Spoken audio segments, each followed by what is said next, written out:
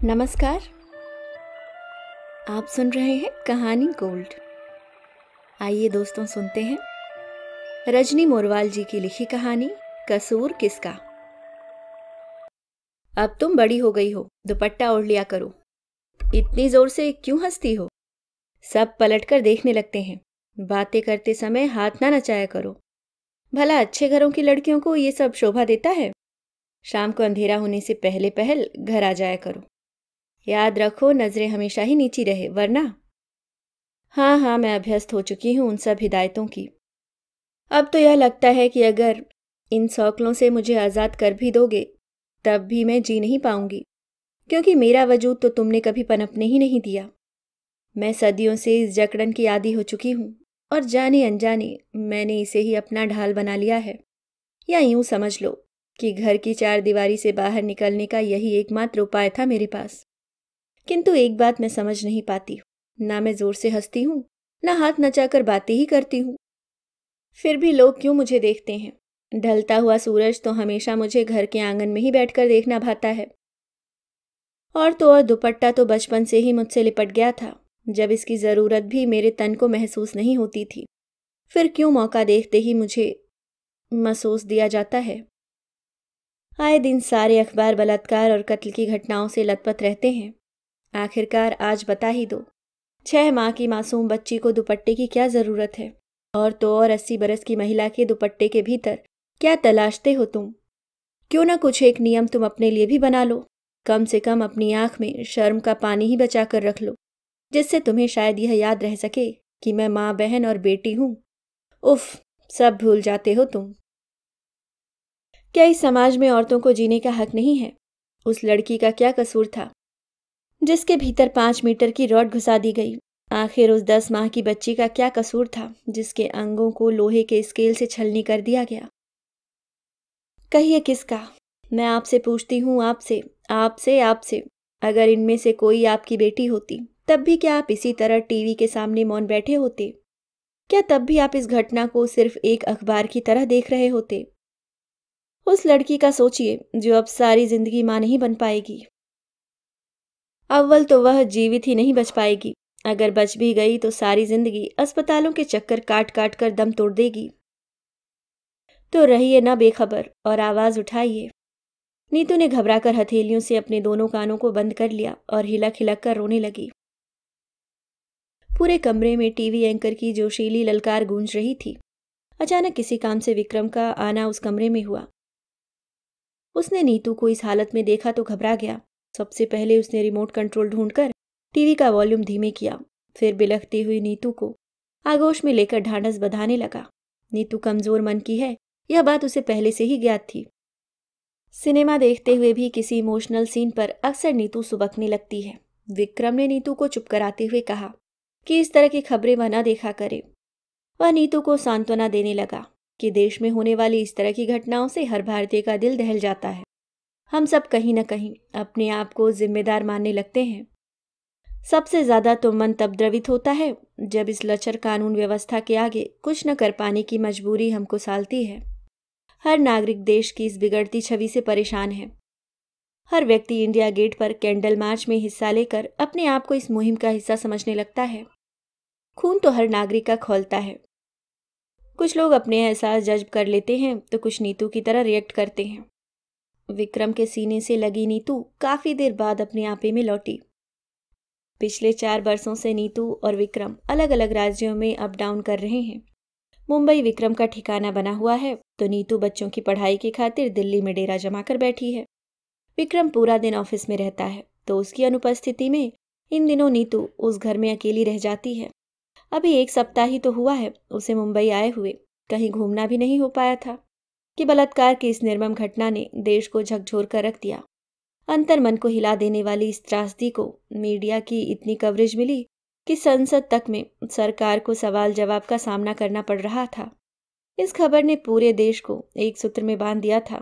जागृति की लहर पूरे देश में दौड़ गई थी। पुराने समय में भी ऐसी परिस्थितियां उत्पन्न होती रही होंगी, किंतु आम जनता तक इसकी प्रतिक्रिया कहाँ पहुंच पाती थी। दैनिक अखबारों में कहीं छोटा सा कॉलम भर दिया होता था। अखबार की पहुंच भी तब कितने घरों तक होती थी। आज के इस इलेक्ट्रॉनिक युग में इन चैनलों ने उत्पात मचा रखा है। सबसे तेज आज तक, अभी अभी एक्सक्लूसिव रिपोर्ट के नाम पर घर घर में हड़कंप मचा रखा है। चैनलों में आपसी होड़ के चलते बस अपनी टीआरपी बढ़ाने की पड़ी रहती है। कौन कहाँ से और कैसे इन खबरों की कवरेज कर रहा है, इसका लेखा जोखा कौन रखे। सच्चाई दिखाने की मारामारी की एवज में क्रूरता व अश्लीलता का मापदंड भला कौन तय करे। जिस पर बीतती है वह व्यक्ति तो शर्मिंदा होता ही है, पीड़ित को तो पग पग पर समाज की प्रश्नवाचक दृष्टि का सामना करना ही पड़ता है। परंतु घरों में बैठकर खबरें देखने सुनने वाले भी द्रवित हुए बिना नहीं रह पाते। नीतू एक भाव की स्त्री ठहरी, उस पर भी एक माँ, वह भी एक जवान लड़की की। ऐसी भयानक खबरों से उसका दिल दहल उठता है। अपनी बेटी की सुरक्षा के प्रति उसका यूं चिंतित हो उठना स्वाभाविक है। जब इस तरह के घृणित अपराधों के बाद टीवी पर बहसों का दौर चलता है तो कहीं कोई बाबा आकर कहता है कि बलात्कार से बचने के लिए उस पीड़ित लड़की को अपने बचाव में उन बलात्कारियों से हाथ जोड़कर ये कहना चाहिए था कि भैया मुझे छोड़ दो, और इस तरह वह अपनी लाज बचा सकती थी, साथ ही उन लड़कों को भी अपराधी बनने से रोक सकती थी। हर कदम पर जिम्मेदारी सिर्फ स्त्री की ही है। नीतू गुस्से से लाल पीली हो उठती है। कहीं कोई समाज का ठेकेदार आकर कहता है कि लड़कियों को अपने वस्त्रों का चुनाव ठीक से करना चाहिए, आधुनिक वस्त्र लड़कों को आमंत्रित करते हैं। नीतू सोच में पड़ जाती है कि वह तो साड़ी पहनकर ऑफिस जाती है, फिर भी उसे गाहे बगाहे सहकर्मियों की नजरें यहाँ वहां से शरीर को परखती दिखी जाती हैं।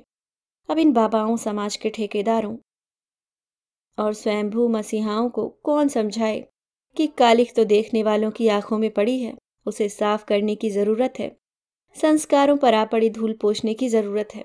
समाज की भलाई चाहते हो तो बेहतर रहेगा जो तुम लोग मिलकर अंतर्मन की गंदगी हटाने का प्रयास करो। विक्रम हमेशा नीतू से इसी बहस में उलझता रहता है कि वह अखबार या टीवी में सिर्फ मार्मिक खबरों पर ही नजर रखती है। नीतू का कहना है कि एक जिम्मेदार नागरिक होने के नाते उसका फर्ज बनता है कि वह अगर कुछ कर ना पाए तो कम से कम उन्हें अपने विचारों में सजगता तो बनाए रखनी चाहिए। कल ही की बात है, बंगाल में एक 70 वर्षीय नन के साथ कुकर्म की खबर थी और गुजरात में एक 6 वर्षीय बच्ची को पूरी तरह से जख्मी कर दिया गया था। कैसे संभव है कि नीतू रिएक्ट भी न करे। ऐसे अधिकतर मौकों पर विक्रम को ही चुप्पी साधनी पड़ती है, क्योंकि इस तरह की घटनाओं से वह खुद भी अपनी अंतरात्मा को अक्सर घायल पाता है। नीतू को इस मन स्थिति से निकलने के लिए विक्रम ने रविवार को सारा दिन उसके साथ घूमने का प्लान बनाया। नीतू कई दिनों से एलिफेंटा केव्स देखना चाह रही थी। उस रोज छुट्टी होने की वजह से भीड़ कुछ ज्यादा ही थी। मुंबई में पर्यटकों की इतनी अधिक तादाद रहती है कि रेलवे स्टेशन, बाजार, बीच, गार्डन्स या फिर कोई मॉल, हर तरफ लोगों का एक रेला सा चलता रहता है। नीतू अपने आप को इस भीड़ में पिछड़ता हुआ महसूस करती है। यहाँ हर कोई उसे दौड़ता हुआ प्रतीत होता है। इस तरह की आपाधापी जीवन से ही आगे निकल जाने की है, सबसे आगे निकल जाने की है, या खुद से आगे निकल जाने की। जिंदगी से एक कदम ताल मिले न मिले, हर कोई बस वक्त से आगे निकल जाने की होड़ में दिखाई देता है। विक्रम को तो अब इस मुंबई लाइफ की आदत हो चली है। रोज ऑफिस आते जाते समय उसे भी तो इसी भीड़ का हिस्सा बनना पड़ता है। तभी तो एक धक्के के साथ वह नीतू का हाथ पकड़कर फेरी बोट में चढ़ाया। नीतू तो अपनी साड़ी संभालते संभालते उसके पीछे किसी तरह बस घिसटती चली आई थी। लगभग आधे घंटे के सफर के दौरान वे दोनों लहरों की तरंगे और बोट पर मंडराते पक्षियों के कलरव का आनंद उठाते रहे। बोट के बाद टॉय ट्रेन की सवारी से एलिफेंटा केव्स तक केवल 15 मिनट ही लगते हैं। इस भयंकर गर्मी में भी लोगों का उत्साह देखते ही बन रहा था। बंदरों को कोल्ड ड्रिंक्स पीते देख वक्त के बदलाव का आभास होता है, किंतु मनुष्यों में अब भी अपने इन पूर्वजों की कई आदतें बाकी बची दिखाई देती हैं, जब वे नियमों को तोड़कर इस ऐतिहासिक धरोहरों में यहाँ वहाँ मूतते थूकते दिखाई देते हैं। विक्रम और नीतू थक कर एक जगह विश्राम करने बैठ जाते हैं। लड़कियों की कई टोलियां आई हुई हैं। कुछ लड़कियां मूर्तियों के साथ उन्हीं की तरह से पोज बनाकर फोटो खिंचवा रही हैं, तो कुछ पाउट बनाकर सेल्फी ले रही हैं। विक्रम व नीतू उन्हें देखकर मुस्कुरा उठते हैं। रंग बिरंगे परिधानों में सजी ये लड़कियां जैसे कोई तितलियां हों जो अपने रंगीन पंख फैलाए इन हवाओं पर सवार होकर यहाँ आ पहुंची थीं। चहक चहक कर सारा वातावरण खुशनुमा बना रही थीं। उनकी खिलखिलाहट सुनकर तो लग रहा था जैसे इन गुफाओं में सदियों से मौन खड़ी ये मूर्तियां भी बोल पड़ेंगी। कुछ हैट खरीद रही थीं, कुछ चाट खा रही थीं, तो कुछ खुलकर ठहाके लगा रही थीं। अपने अलमस्त अंदाज से सबको अपने साथ हंसने मुस्कुराने के लिए मजबूर करती सी ये लड़कियां संसार से अलहदा अपनी ही दुनिया में खुश व मग्न थीं। कुछ दीवाने लड़कों की टोलियां भी थीं जो हर जगह इन लड़कियों का पीछा करती फिर रही थी। उन लड़कों का गुफा भ्रमण इन लड़कियों की उपस्थिति से सार्थक हो उठा था।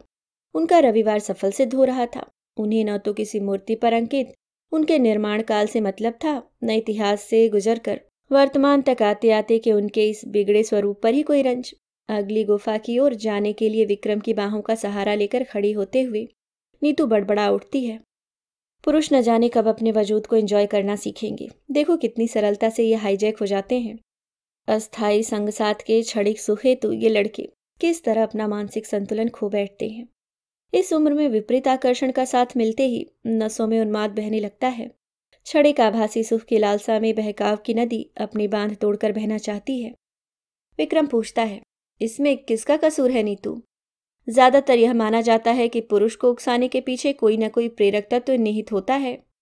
लड़कियों का पहनावा, सजना संवरना, ये सब अस्थायी आकर्षण की श्रेणी में आते हैं। नीतू ने एक गहरी सांस खींचते हुए जवाब दिया। विज्ञान की दृष्टि से देखा जाए तो किशोर अवस्था से यौवन में कदम रखने के साथ ही मनुष्य मात्र में यौन आकांक्षा जन्म लेती है, जो किसी के द्वारा उकसाए बिना ही स्वयं को संतुष्ट करने के लिए बेचैन रहती है। और लड़कियों की अपेक्षा लड़कों में यह भावना बलवती होती है। उनके मन में मुख्य भाव खुद को संतुष्ट करने का होता है। जाहिर है इसके लिए उन्हें एक स्त्री शरीर की दरकार होती है। लड़कियों के कपड़ों पर आक्षेप करना उचित नहीं।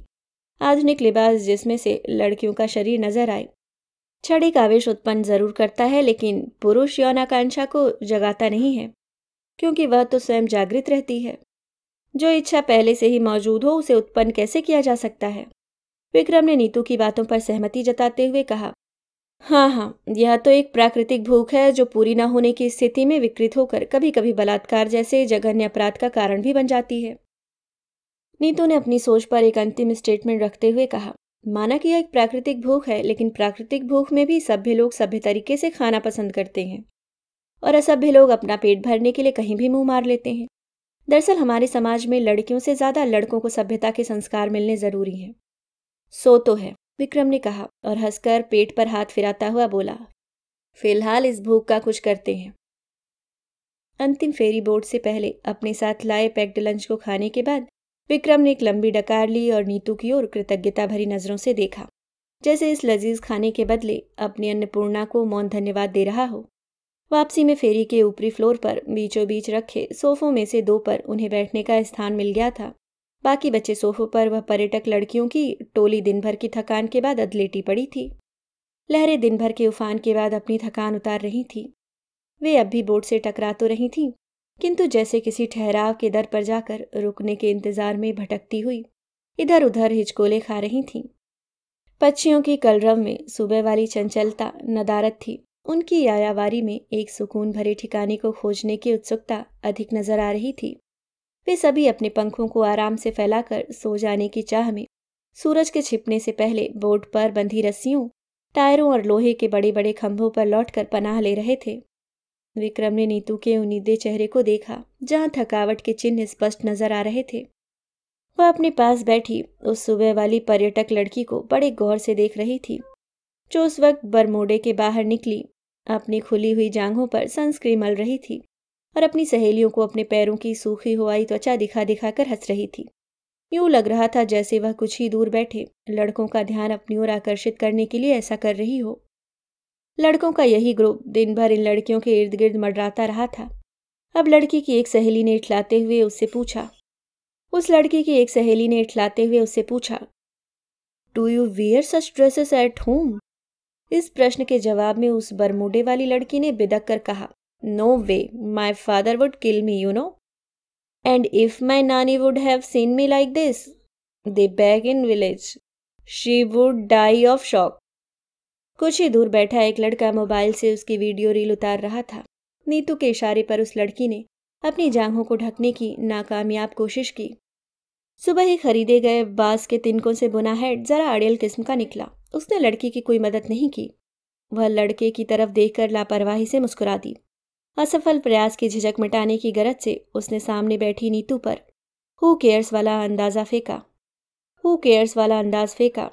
कुछ देर बाद उसने अपने पर्स में से डेयरी मिल्क की सिल्क बार निकाली। दिन भर की भयंकर गर्मी झेलती उस सिल्क बार का पसीना भी छूटने लगा था। नीतू को लगा शायद खिसियाहट में भरकर ही उस लड़की ने अपनी सहेलियों से पूछा था, would you like to eat? और उत्तर की प्रतीक्षा किए बिना ही वह बड़े मजे से उस पिघलती हुई चॉकलेट को नीचे से ऊपर तक चाटने लगी थी। फेरी बोट के किनारे तक पहुंचते पहुंचते नीतू यही उत्तर सोच पाई कि समाज रूपी यह भवन अब शायद नींव तक चरमरा कर रह गया है। किनारे पर पहुंचने से पहले नीतू ने विक्रम की ओर देखा, जहां अब भी वही सवाल ताक रहा था कि कसूर किसका है। अभी आप सुन रहे थे जानी मानी लेखिका रजनी मोरवाल जी की लिखी कहानी कसूर किसका। उम्मीद करती हूँ दोस्तों कहानी आपको पसंद आई होगी। अगर आप चैनल पे नए हैं तो सब्सक्राइब करना ना भूलें। धन्यवाद।